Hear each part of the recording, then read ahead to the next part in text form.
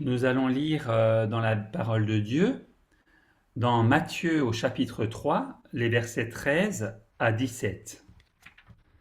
Matthieu chapitre 3, les versets 13 à 17.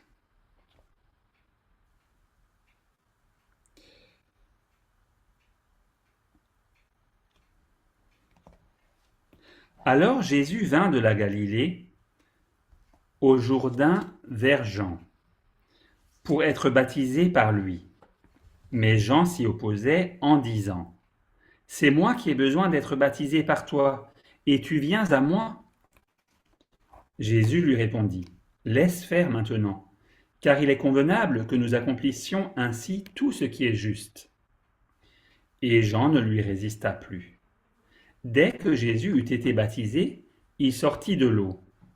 Et voici, les cieux s'ouvrirent, et il vit l'Esprit de Dieu descendre comme une colombe et venir sur lui.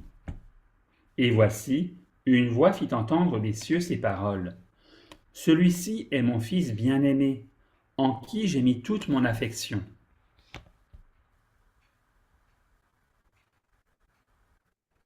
Il y a aussi le texte de Jean au chapitre 14, versets 1 à 3. Jean 14, versets 1 à 3. Que votre cœur ne se trouble point. Croyez en Dieu et croyez en moi. Il y a plusieurs demeures dans la maison de mon Père. Si cela n'était pas, je vous l'aurais dit. Je vais vous préparer une place.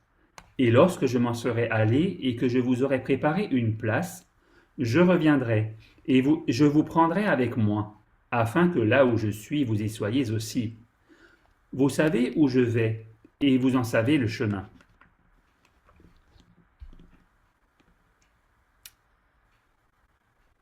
Merci à Marc pour la lecture de ces deux textes. Et j'ai intitulé donc le message que j'ai voulu partager avec vous: Qui est Jésus et où va Jésus? Alors, je dirais, cette formulation m'est venue en fait par le questionnaire sur l'évangile de Marc que nous lisons, que nous approfondissons durant ce trimestre, parce qu'il souligne d'emblée à l'introduction, je pense peut-être vous l'avez relevé, le fait que dans les 8 premiers chapitres de l'évangile de Marc, avant tout, heu, quelque part, il le ce comment on pourrait dire ça? Marc met le doigt sur une question essentielle, je dirais, qui est cruciale, qui est importante. Qui est véritablement Jésus? Et alors ils font remarquer, et Marc le fait remarquer, je dirais, parce qu'il est assez succinct dans le descriptif par rapport aux autres évangélistes, que ça soit, je dirais, Luc, Matthieu ou bien Jean. Chacun a un petit peu sa manière de raconter certains épisodes de la vie qu'ils ont partagés avec Jésus. Parfois, ils ont des récits communs de certains événements, parfois c'est l'un qui les rapporte, ou il y en a deux. Voilà, c'est assez variable parfois. Et on se rend compte lorsqu'on ouvre une synopse des évangiles que tous ne parlent pas toujours, et pas toujours les trois, de tous les événements vécus avec Jésus, et on peut le comprendre. Ils ont chacun leur manière. Mais ce qui est intéressant dans l'évangile de Marc, et quelque part, ça m'avait frappé lorsque j'avais donc, comme vous tous, commencé à étudier donc, dans le questionnaire, justement donc cet évangile de Marc, justement de cette notion où finalement, et alors, là, on l'a pas lu, je dirais, et je vous invite à lire avec moi, mais on le fera juste un peu après, la confession de Pierre, et on le fera peut-être dans l'évangile de Matthieu parce qu'il me semble que la formulation est plus complète et plus précise lorsque, Jésus va confesser qu'il est le Fils unique engendré du Père. Mais par contre, l'évangile de Marc, insiste sur le fait, et on l'a encore vu ce matin, que quelque part au début de son ministère, au moment où il se choisit les disciples, comme on vient de le voir, eh bien, que quelque part, c'était surtout, je dirais, les hommes qui étaient possédés de démons, qui témoignait, je dirais, du fait que Jésus de Nazareth était le Fils de Dieu. Et que Jésus, justement, on l'a souligné là à l'école du sabbat, qu'il n'y ait pas de confusion, je dirais, dans l'esprit des auditeurs, des responsables aussi religieux, qui quelque part se méprenaient sur ce pourquoi il était venu, puisqu'ils attendaient le Messie roi. Et on voit justement que ce sont avant tout les démons qui le discernent, mais qui quelque part le disent ouvertement, mais plutôt pour le discréditer qu'autre chose. Et Jésus est obligé, je dirais, d'intervenir, à la fois de les délivrer, de délivrer ces hommes, je dirais, possédés du démon, en véritablement les libérant, mais en même temps en faisant taire ces mauvais esprits et en montrant clairement qu'ils n'étaient pas du même bord. Et alors, je crois que c'est toujours quelque chose de très important aussi en cette fin des temps, parce que c'est toujours quelque part mal compris et pas toujours compris comme il faudrait, de répondre à cette question et d'en avoir l'idée exacte. Qui est Jésus véritablement? Et je ne voudrais pas faire, on l'a dit un petit peu, parfois de la haute théologie ne sert à rien. On sait que nous, quelque part, nous sommes revenus à cette compréhension qui est fidèle, cette compréhension, je dirais, du Dieu unique, du Père éternel, qui engendre au jour de l'éternité son Fils unique et qui ensemble ont créé, je dirais, le cosmos. L'Épître aux Hébreux au chapitre 1 le rappelle très clairement, le double engendrement au jour de l'éternité et ensuite dans notre nature humaine. Et nous le savons, je dirais, lorsque Thomas doutait, et qu'il est apparu dans la chambre haute, il a montré, je dirais, les marques des clous qui montrent bien que ce deuxième engendrement dans notre nature humaine était définitif, je dirais. Donc, il y a cette réalité, mais justement, cette notion de qui est Jésus véritablement, je voudrais l'aborder de façon beaucoup plus simple, comme la parole de Dieu nous le fait comprendre, à travers des événements indiscutable, puisque lorsqu'on est chrétien, on se base sur la parole, sur ce que Jésus a dit, ceux qui l'ont suivi, mais aussi ce que le Père lui-même, je dirais, tel que les évangiles nous le rappellent, euh, euh, s'est exprimé à voix haute. Et alors je voudrais revenir justement, alors il y a, je dirais, à la fois au moment du baptême, hein, au moment du baptême de Jésus, là, c'est très clair et je vous invite donc à reprendre avec moi dans Matthieu 3, heu, suite à la prédication de Jean-Baptiste qui était, nous le savons donc, celui qui avait été annoncé pour, qui allait quelque part préparer le chemin pour la venue du Messie et c'est dans ce contexte-là, donc quand on reprend, Matthieu au chapitre 3, qu'on voit à partir du verset 13 et je reprends. Alors Jésus vint de la Galilée au Jourdain, vers Jean, pour être baptisé par lui. Mais Jean s'y opposait en disant, c'est moi qui ai besoin d'être baptisé par toi, et c'est toi qui viens à moi. Jésus lui répondit, laisse faire maintenant, car il est convenable que nous accomplissions ainsi toute justice. Alors Jean le laissa faire. Aussitôt baptisé, Jésus sortit de l'eau, et voici les cieux s'ouvrir. Il vit l'Esprit de Dieu descendre comme une colombe et venir sur lui. Et voici qu'une voix fit entendre des cieux ces paroles. Celui-ci est mon Fils bien-aimé, en qui j'ai mis toute mon affection. Et alors là, je crois que c'est quelque chose de très important. Je dirais, nous, en tant que chrétiens, on a foi dans la parole, foi dans le témoignage. Si Matthieu, je dirais, les disciples ont témoigné de cela, c'est qu'ils en étaient véritablement les témoins.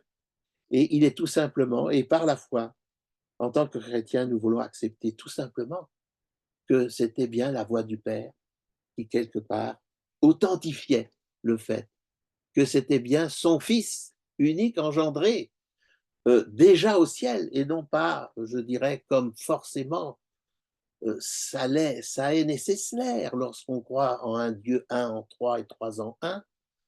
Forcément, la nature divine de Jésus en tant que, je dirais, Dieu co-divin avec, soi-disant, le Saint-Esprit, il y a forcément une distinction avec Jésus humain.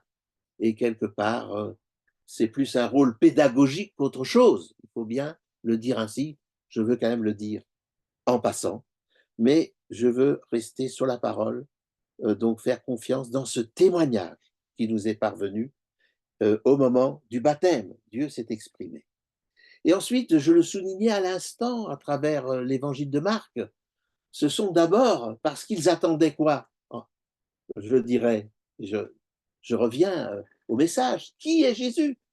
Le Jésus qu'ils attendaient il y a 2000 ans, c'était l'homme providentiel, je dirais, qui allait quelque part les libérer de l'emprise de l'Empire romain, leur redonner leur liberté. C'est l'attente des Juifs, je dirais, d'il y a 2000 ans, leurs descendants, qui ne se sont pas véritablement convertis dans le sens de comprendre qu'il s'agissait, dans Jésus de Nazareth, du Messie souffrant annoncé par leur propre prophète.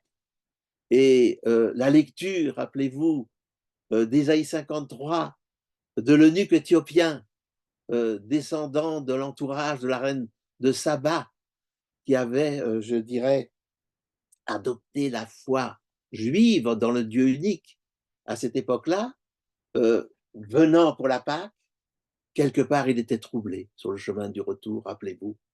Il lisait les circonstances de la mort de Jésus de Nazareth qui avait été condamné par le Sanhédrin, le tribunal religieux juif, et quelque part pour blasphème, en prétendant être justement le Fils de Dieu, en prétendant, je dirais, être ce que cette voix qui s'était prononcée à haute voix du ciel avait dit au moment de son baptême par Jean. Et quelque part, ce sont des faits tout simples qu'il est important de rappeler. Donc, qui est Jésus? C'était une question très importante à laquelle il fallait répondre pour accepter le véritable Jésus, il y a 2000 ans. Beaucoup se sont trompés, justement, du peuple de Dieu à cette époque-là. Et un parmi d'autres qui s'était trompé, ben, c'était Saul, qui, en tant que juif, en tant que responsable, je dirais, menait la persécution des juifs qui, je dirais, après, j'en ferai allusion tout à l'heure, la profession de foi de Pierre, mais surtout après sa mort, sa résurrection et son ascension, je dirais, qui quelque part, ce n'est qu'après la lapidation d'Étienne, 3 ans et demi après la crucifixion, que Saul, qui deviendra Paul, l'apôtre des païens, le théologien, Jésus s'était révélé à lui sur le chemin de Damas. Pourquoi?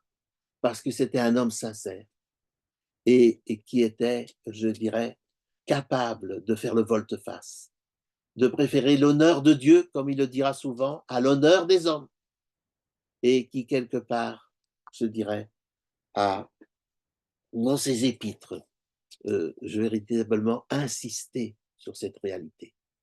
Donc, il y a cette réalité devant laquelle le peuple de Dieu s'est trompé sur cette question, qui est Jésus?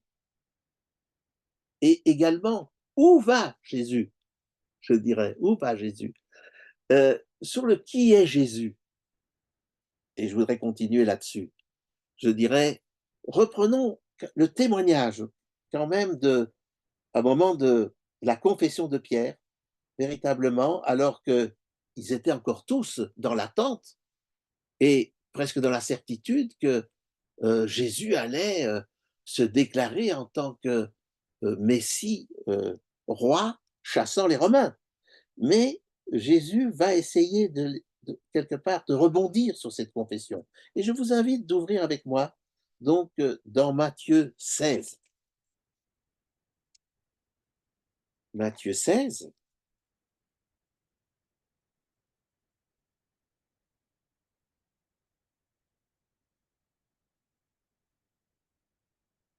Nous lirons donc à partir du verset 13. Et je reprendrai un peu l'ensemble du récit parce que c'est intéressant.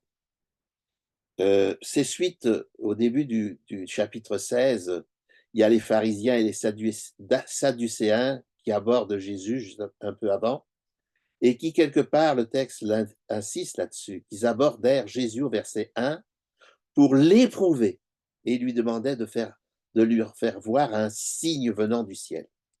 Et alors, vous savez ce que Jésus va leur dire, hein, parce qu'il sait que, quelque part, c'est plus pour l'éprouver, comme le texte le dit, que véritablement pour véritablement vouloir être enseigné, être éclairé par lui. Et c'est dans ce contexte qu'il va leur dire le soir, vous dites, il fera beau car le ciel est rouge, et le matin, il y aura de l'orage aujourd'hui car le ciel est d'un rouge sombre. Vous savez discerner l'aspect du ciel, et vous ne pouvez discerner les signes des temps. Une génération mauvaise et adultère recherche un signe. Il ne lui sera donné d'autre signe que celui de Jonas. Puis il les laissa et s'en alla. Et quelque part, pourquoi Jonas? On pourrait se poser la question, mais justement parce que c'était un prophète de Dieu, mais quelque part, il n'était pas prêt, je dirais, à se laisser guider par Dieu. Et il a fallu qu'il passe par bien des péripéties pour véritablement accomplir la volonté de Dieu. Et c'était une réflexion qu'il leur laissait. Et alors, tout de suite après, on voit la chose suivante. Puis il est dit, il les laissa et s'en alla. Les disciples, en partant pour l'autre rive, avaient oublié de prendre des pains. Et Jésus leur dit, gardez-vous attentivement du pain des pharisiens et des sadducéens. Les disciples raisonnaient en eux-mêmes et disaient, c'est parce que nous n'avons pas pris de pain. Jésus s'en rendit compte et leur dit, pourquoi raisonnez-vous en vous-même, gens de peu de foi? Parce que vous n'avez pas pris de pain. Vous ne saisissez pas encore et vous ne vous rappelez pas les 5 pains des 5000 hommes et le nombre de paniers que vous avez emportés, ni les pains des 4000. Donc, il y avait déjà eu les 2 multiplications. Les 4000 hommes et le nombre de corbeilles que vous avez emportés. Comment ne saisissez-vous pas que ce n'est pas de pain que je vous ai parlé, mais gardez-vous du levain des pharisiens et des sadducéens? Car c'est vrai que nous avons à respecter nos conducteurs religieux, nos responsables. Mais il faut obéir à Dieu plutôt qu'aux hommes. Toujours garder son indépendance dans sa relation avec Dieu. Le respect, bien sûr, de la fonction, mais pas le respect aveugle. Et Jésus, quelque part, le souligne pour les renforcer dans véritablement son enseignement et ses paroles. Et alors ils comprennent ça. Et c'est dans ce contexte que Jésus, à partir du verset 13, arrivé sur le territoire de Césarée de Philippe, leur pose cette question. Pour dire des gens, qui suis-je, moi, le Fils de l'homme? Ils répondirent, les uns disent Jean-Baptiste, d'autres Élie, d'autres Jérémie ou l'un des prophètes. Mais vous, leur dit-il, qui dites-vous que je suis? Et le Seigneur s'adresse à nous personnellement. Hein? Euh, la réponse doit venir de nous-mêmes, tout comme c'était nécessaire pour les disciples du temps de Jésus. Simon-Pierre répondit, tu es le Christ, le Fils du Dieu vivant. Jésus reprit la parole et lui dit, tu es heureux, Simon, fils de Jonas, car ce ne sont pas la chair et le sang qui t'ont révélé cela, mais mon Père qui est dans les cieux. Et ces paroles sont tout à fait appropriées parce que eux, ils attendaient quoi en Jésus? Ils attendaient tout simplement l'homme providentiel qui allait chasser les Romains. Mais qu'il était véritablement le Fils de Dieu, non. Et pourtant, par la suite, voyez l'aveuglement qu'ils avaient pendant ces 3 ans et demi. Mais par la suite, ces évangiles qui nous sont arrivés, je dirais, écrits par eux, par leur témoignage, je dirais, rappellent aussi tout ce qui s'est passé, la naissance miraculeuse. Donc il y avait quand même bien des signes avant le baptême de Jésus par Jean-Baptiste. Comme quoi, je dirais, même Jean-Baptiste, son cousin, la naissance, je dirais, alors que sa maman était déjà âgée, un petit peu comme Sarah avec Abraham, c'était très improbable. Donc il y avait de nombreux signes d'une intervention spéciale de Dieu dans aussi bien, mais pas de même nature, dans la naissance de Jean-Baptiste, mais encore plus pour Jésus. Le texte était clair, c'était véritablement pas une naissance naturelle, comme cela se fait normalement. Donc, tout devait favoriser une prise de conscience, serait dû normalement au baptême, je dirais par Jean-Baptiste de Jésus, avec cette voix du Père entendue du ciel, confirmer que quelque part, il était bien ce Fils unique, engendré du Père selon leur propre prophète. Psaume 2, Michée 5, engendré au jour d'éternité, qui était, et par la suite, l'apôtre Paul le dira dans l'Épître aux Hébreux, en parlant du double engendrement, et quand de nouveau il est introduit dans notre nature humaine, dans une chair semblable à la nôtre. Voilà. Donc, la parole, je dirais quelque part, devrait faire que, après 2000 ans de chrétienté, tout le monde soit acquis à ce véritable message. Mais ça ne l'est pas. C'est pour ça que cette question, qui est Jésus, depuis 2000 ans, perdure, surtout à partir du IIIe siècle, lorsque véritablement l'apostasie s'est développée à travers de Pergame, à travers. Il y a une chose qui, qui m'est vue en relisant un petit peu la révélation de Jésus, je dirais, faite à Jean lorsqu'il était déporté à Patmos. Rappelez-vous l'église de Smyrne. Il y a une tribulation de 10 jours, qui sont 10 années prophétiques. C'est sous Claude, 303, 313. Mais c'est plus ou moins le temps de Constantin, le IIIe siècle, lorsque véritablement, je dirais, par la séduction de la reconnaissance, euh, les patriarches chrétiens sont passés du sabbat au dimanche et du Dieu unique au Dieu trinitaire. C'est des faits historiques, mais quelque part, même des églises comme la nôtre et d'autres, qui quelque part avaient cette compréhension et sont toujours sabbatistes. Et j'en profite un peu pour nous rappeler que les Vaudois ont été à la fois sabbatistes et ayant la foi du Dieu unique, pour petit à petit céder sur le Dieu trinitaire, puis le sabbat. Et je sais que Marc et Elisabeth traduisent de l'anglais en français justement un livre sur l'historique, à quel point il y a toujours eu un reste fidèle, mais que quelque part, je dirais, on voit avant tout le christianisme majoritaire qui a été séduit et dérouté, et qui a perdu de vue la véritable réponse, et qui est pourtant essentielle, qui est véritablement Jésus. Et c'est dans ce contexte-là, je dirais, que Jésus va dire, hein, quand Jésus lui pose la question, mais vous, leur dit-il, qui dites-vous que je suis? Simon-Pierre répondit, tu es le Christ, le Fils du Dieu vivant. Jésus reprit la parole et lui dit, tu es heureux, Simon, fils de Jonas, car ce ne sont pas la chair et le sang qui t'ont révélé cela, mais mon Père qui est dans les cieux.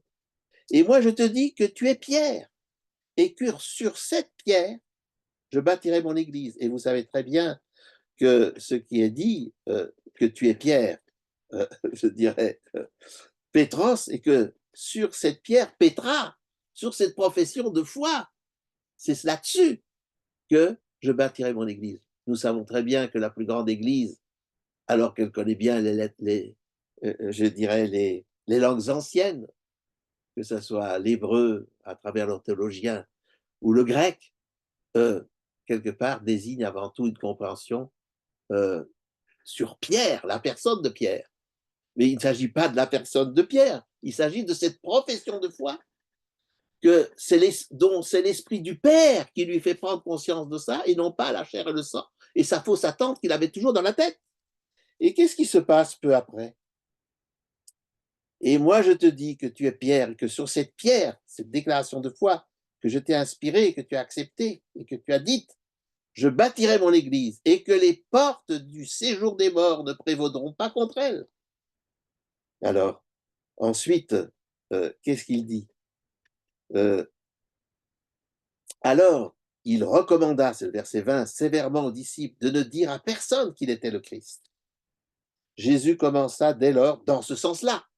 Toujours cette protection, c'est pas qu'il était frileux pour que, je dirais, qu'il y ait cette reconnaissance qu'il était le Fils, véritablement, le Fils unique engendré du véritable Dieu, du Père éternel. Non, c'était tout simplement pour qu'il puisse accomplir pleinement sa mission. Parce que vous le savez, tout au long des évangiles, bien souvent, son Père l'a délivré de la volonté des responsables religieux avant tout, de son propre peuple, de le mettre à mort, de s'en débarrasser. Et n'y étant pas parvenu, ce n'est qu'à la toute fin de ces 3 ans et demi que véritablement ils vont avoir la démarche de le condamner à mort pour blasphème dans leur tribunal religieux. Mais ensuite, nous connaissons les détails, à quel point ils ont dû véritablement manœuvrer pour persuader Pilate de le faire crucifier. Et c'est parce qu'il avait peur, il avait peur finalement Pilate, qu'ils allaient appuyer sur le fait qu'il s'était dit roi, alors qu'il avait dit mon royaume n'est pas de ce monde et qu'il cherchait justement un roi qui allait les délivrer des Romains. Et ils étaient justement dans cette situation de complète mauvaise foi, bien entendu. Et c'est dans ce contexte-là que nous voyons ce qui va se passer. C'est pour ça que Jésus leur dit ça. Et Jésus commença, au verset 21, dès lors à montrer à ses disciples qu'il lui fallait aller à Jérusalem, souffrir beaucoup de la part des anciens, des principaux sacrificateurs et des scribes, être mis à mort et ressusciter le troisième jour. Pierre le prit à part et se mit à lui faire des reproches en disant « À Dieu ne plaise, Seigneur, cela ne t'arrivera pas. » Mais Jésus se retourna et dit « Arrière de moi, Satan, tu es pour moi un scandale, car tes pensées ne sont pas celles de Dieu, mais celles des hommes. » Alors Jésus dit à ses disciples, si quelqu'un veut venir après moi, qu'il renonce à lui-même, qu'il se charge de sa croix et qu'il me suive. Quiconque en effet voudra sauver sa vie la perdra, mais quiconque perdra sa vie à cause de moi la trouvera. Et que servira-t-il à un homme de gagner le monde entier s'il perd son âme?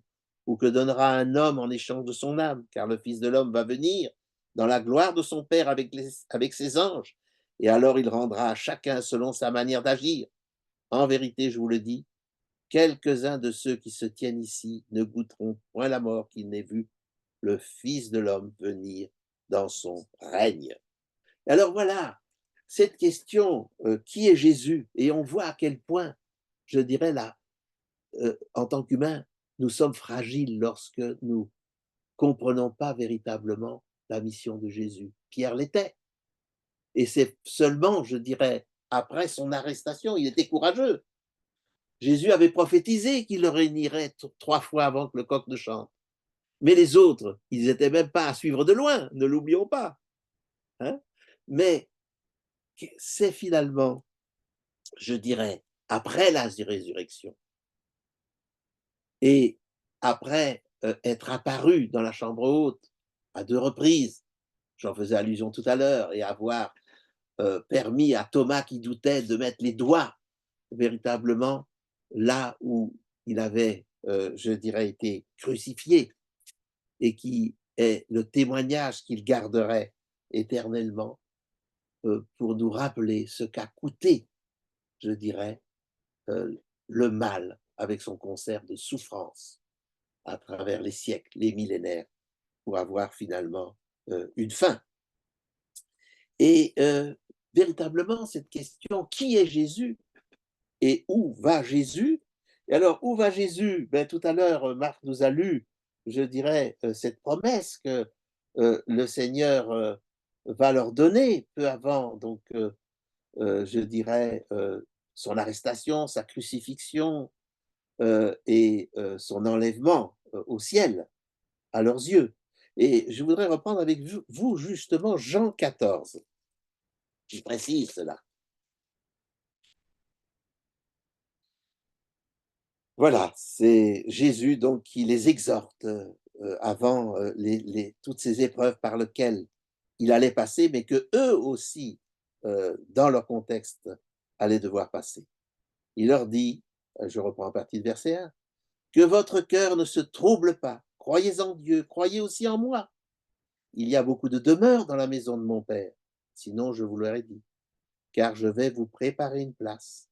Donc si je m'en vais et vous prépare une place, je reviendrai et je vous prendrai avec moi, afin que là où je suis, vous y soyez aussi. Et où je vais, vous en savez le chemin.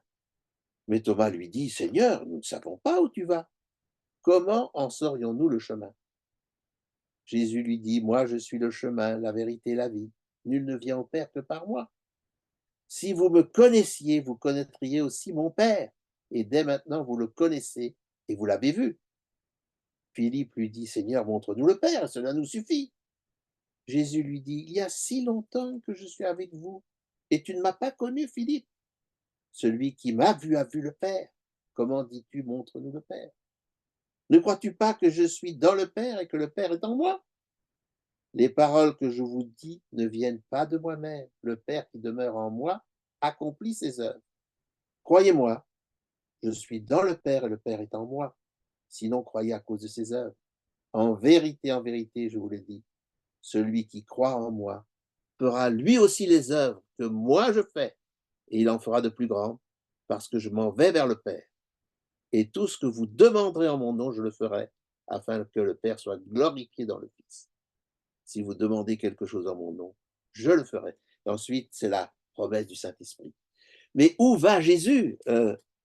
Le texte, les 3 premiers versets le disent. Il s'en va au ciel pour nous préparer une place pour que là où il est, nous y soyons aussi.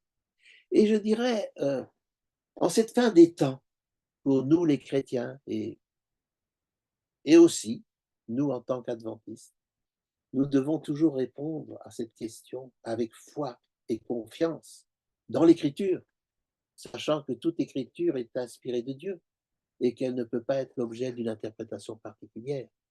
Et la bonne interprétation, c'est toujours à travers, je dirais, les paroles de Jésus lui-même, les paroles qu'a prononcées, je dirais, le Père éternel au moment de son baptême, mais aussi au moment de la transfiguration. Et je voudrais vous rappeler cet épisode dans, juste avant son arrestation, dans Matthieu, au chapitre 17. Je vous invite à prendre ce passage. Là également, le Père s'est révélé pour fortifier, je dirais, les disciples qui allaient passer par l'épreuve. Dans Matthieu 17, il nous est dit la chose suivante. 6 jours après, et là donc on se situe, je dirais, c'est après la déclaration de Pierre, hein, au chapitre 16, Jésus prit avec lui Pierre, pas tous, Jacques et Jean son frère.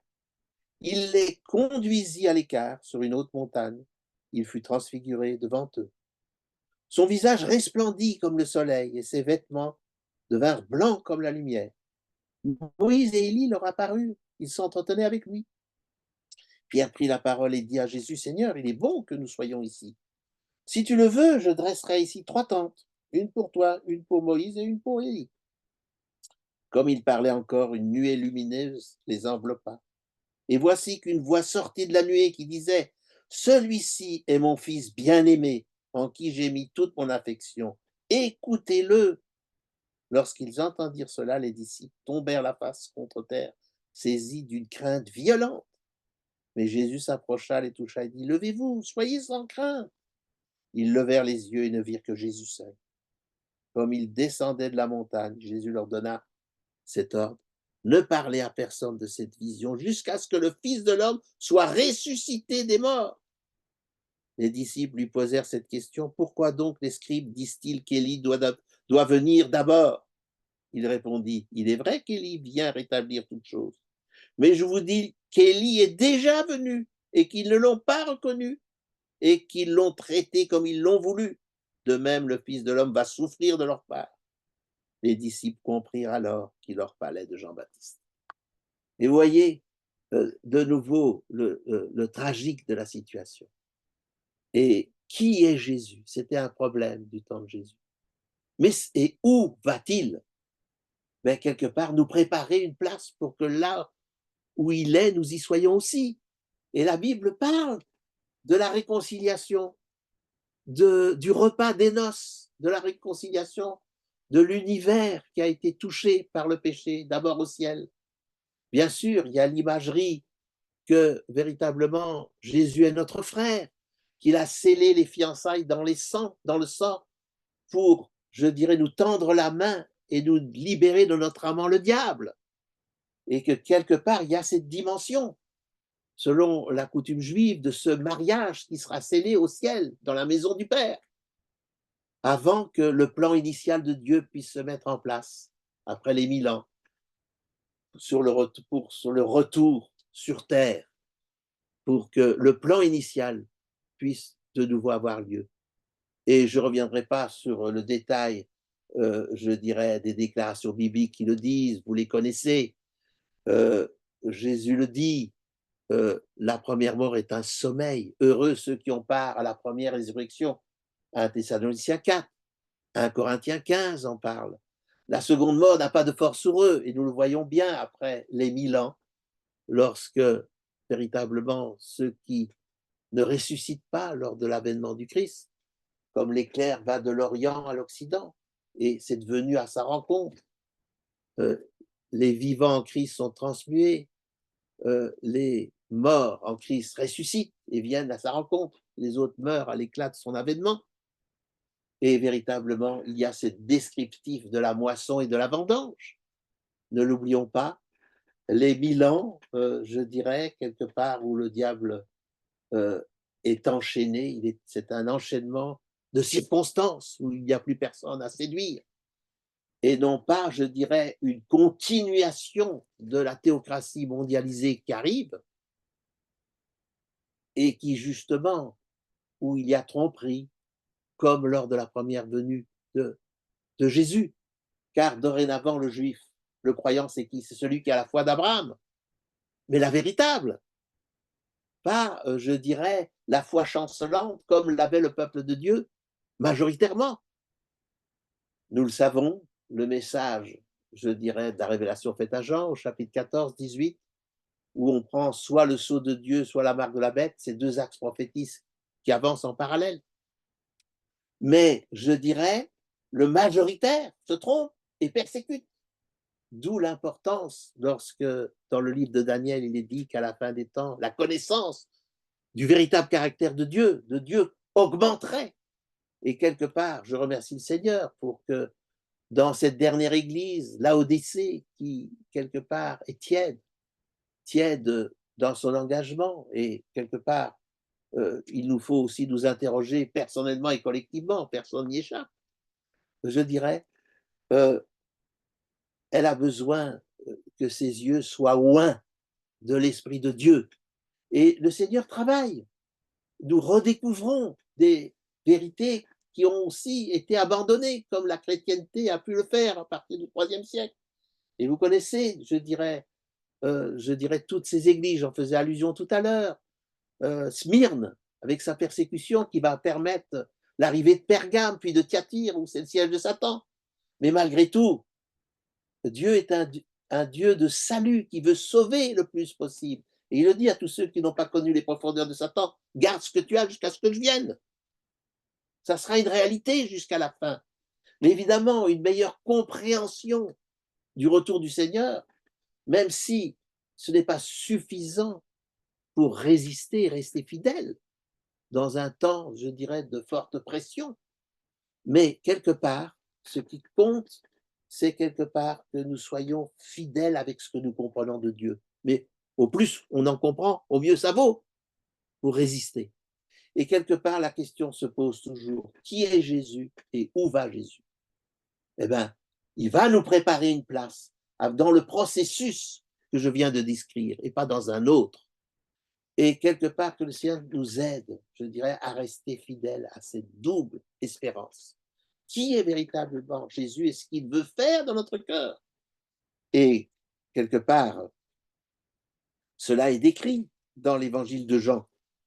Dans l'évangile de Jean, lorsqu'on prend Jean, et je vous laisserai cela sur le cœur, cette promesse,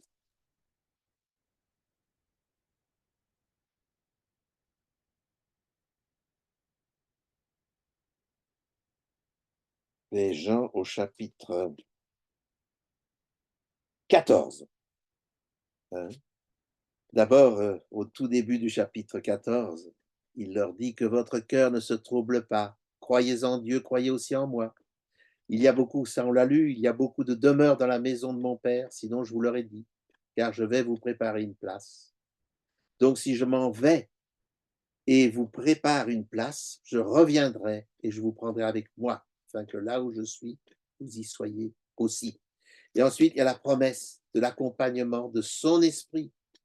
Le Saint-Esprit, c'est tout simplement l'esprit de son Père, que lui-même a manifesté lorsqu'il était parmi les disciples sur terre, mais dont la promesse perdure pour tous ceux qui le laissent agir dans sa vie. Et nous voulons le faire à partir du verset 15.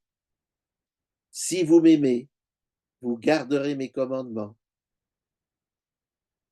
Et moi, je prierai le Père, et il vous donnera un consolateur qui soit éternellement avec vous, l'esprit de vérité. Et en grec, c'est le paraclès, que le monde ne peut pas recevoir parce qu'il ne le voit pas et ne le connaît pas. Mais vous, vous le connaissez parce qu'il demeure près de vous.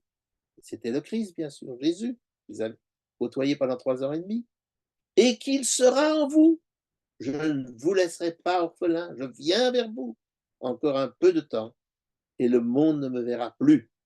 Mais vous, vous me verrez parce que moi je vis et que vous aussi vous vivrez. En ce jour-là, vous connaîtrez que moi je suis en mon Père, vous en moi et moi en vous.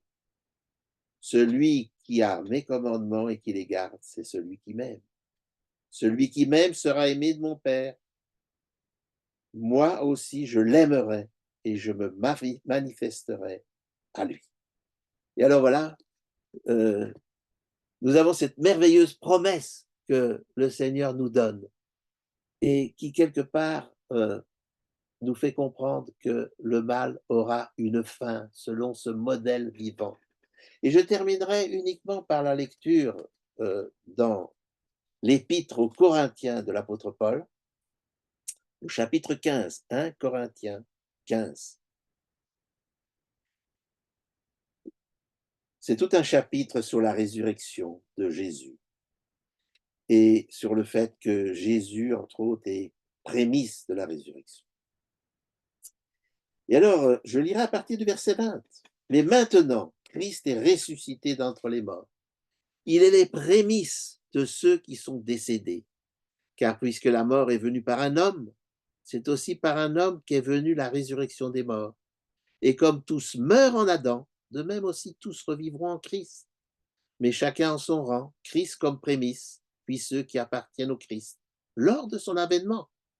Ensuite viendra la fin, quand il remettra le royaume à celui qui est Dieu et Père, après avoir aboli toute principauté, tout pouvoir et toute puissance. Car il faut qu'il règne jusqu'à ce qu'il ait mis tous ses ennemis sous ses pieds. Le dernier ennemi qui sera détruit, c'est la mort. Dieu, en effet, a tout mis sous ses pieds, mais lorsqu'il dit que tout lui a été soumis, il est évident que celui qui lui a soumis toute chose est excepté. Et lorsque toutes choses lui seront soumises, alors le Fils lui-même sera soumis à celui qui lui a soumis toutes choses, afin que Dieu soit tout en tous. Et alors on voit bien ce modèle divin, je dirais, de véritablement source canal à travers véritablement ce plan d'amour, de salut qui revient, je dirais finalement, au Père éternel, dont Lucifer, le premier des anges, a été meurtrier dès le commencement. Parce que, quelque part, il a détruit ce qu'il était véritablement. Et tout le plan du salut, ce plan qui a été mis en place dès avant la fondation du monde, parce que notre Dieu est un Dieu de liberté, et que face justement au mauvais usage de la liberté, tout pouvait survenir. Et véritablement, c'est cette promesse-là que nous voulons garder au fond de notre cœur. Qui est véritablement Jésus?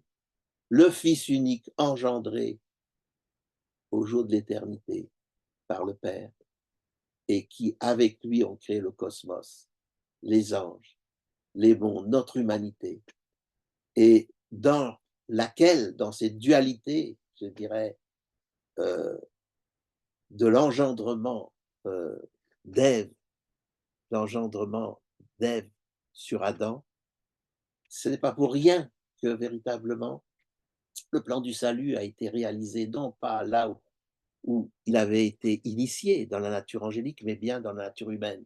Parce que véritablement, nous avons été créés sur le modèle divin de fonctionnement.